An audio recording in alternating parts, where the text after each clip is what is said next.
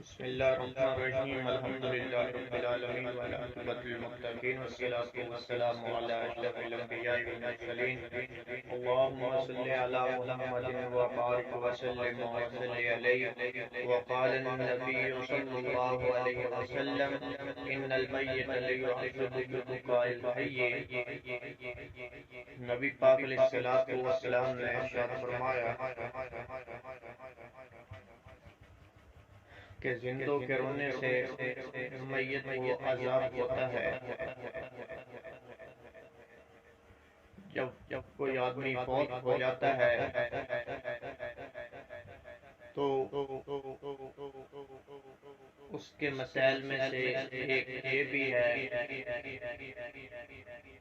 کہ اس کا اعلان کیا جاتا ہے. مسلمان کی وفات کا اعلان اس کے قرابت داروں، دوستوں اور نیک لوگوں میں کرنا مستحب ہے. اس میں حرج نہیں ہے کوئی وہ اس کے جنازے میں شریک ہو جائیں.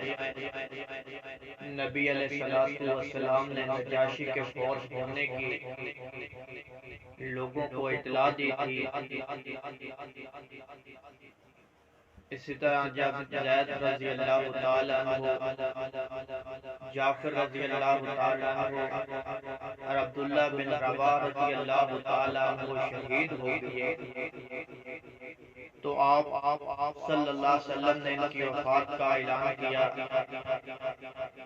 البتہ جس اعلان سے منع کیا گیا ہے وہ ایسا اعلان ہے جو گلیوں اور مساجد کے دروازوں پر کھڑے ہو کر اونچی آواز سے چیخ و پکار کر کے کیا جائے. یا کوئی دوسری چیز گم ہو جاتی ہے تو مسجدوں میں اعلان کیا جاتا ہے. ایسی چیز سے شرعاً ممنوع کر دیا گیا ہے، منع کر دیا گیا ہے.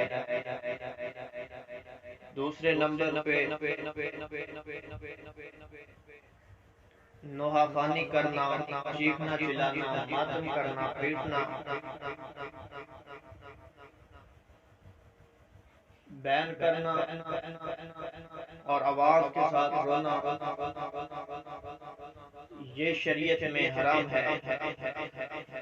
اس لیے کہ رسول اللہ صلی اللہ علیہ وسلم کا فرمان ہے ان المیت لیعذب ببکاء الحی.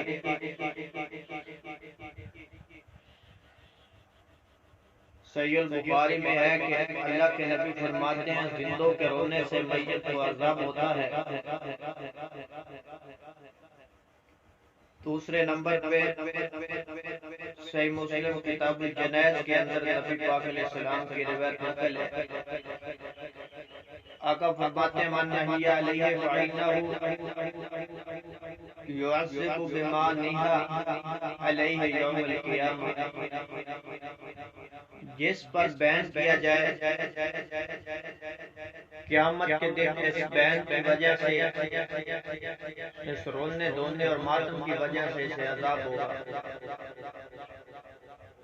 البتہ بعض محدثین نے یہ کہا کہ اگر وہ وصیت کر کے دیا ہو کہ میرے پہ بیان کیے جائیں، رویا جائے، ماتم کیا جائے تو اسے ہوگا. اگر ایسے کر کے نہ کیا ہو تو جو یہ کر رہے ہیں ان کو گناہ ملے گا. ایسا ہوگا میرے ساتھ. ام عطیہ کہتی ہیں کہ رسول اللہ صلی اللہ علیہ وسلم جب عورتوں سے بیعت لیتے نا تو یہ اقرار بھی لیتے تھے کہ وہ نوحہ نہیں کریں گی، ماتم نہیں کریں گی، پیٹیں گی نہیں. صحیح البخاری کتاب تفسیر میں ام عطیہ کی یہ روایت نقل ہے. سیدنا ابو موسیٰ اشعری رضی اللہ تعالی عنہ کی ایک روایت صحیح بخاری میں ہے کہ اللہ کے رسول فرماتے ہیں ان رسول اللہ صلی اللہ علیہ وسلم بریہ من الصالقات والحالقات والشاقات. سیدنا ابو موسیٰ اشرف فرماتے ہیں صلی اللہ علیہ وسلم نے آواز اونچی کرنے والی، سر کے بال نوچنے والی اور کپڑے پھاڑنے والی ان 3 عورتوں سے برات کا اظہار فرمایا۔ ہاں البتہ آنکھوں سے اگر آنسو بہتے ہیں، آواز ہونے والی نہیں ہے، اس پہ کچھ حرج نہیں ہے۔ رسول اللہ صلی اللہ علیہ وسلم نے اپنے بیٹے سیدنا ابراہیم رضی اللہ تعالیٰ کی وفات کے موقع پر فرمایا، صحیح البخاری کتاب الجنائز میں امام بخاری روایت نقل کرتے ہیں، ان العین تدمع والقلب يحزن ولا نقول الا ما يرضى ربنا وإنا بفراقك یا ابراہیم لمحزونون۔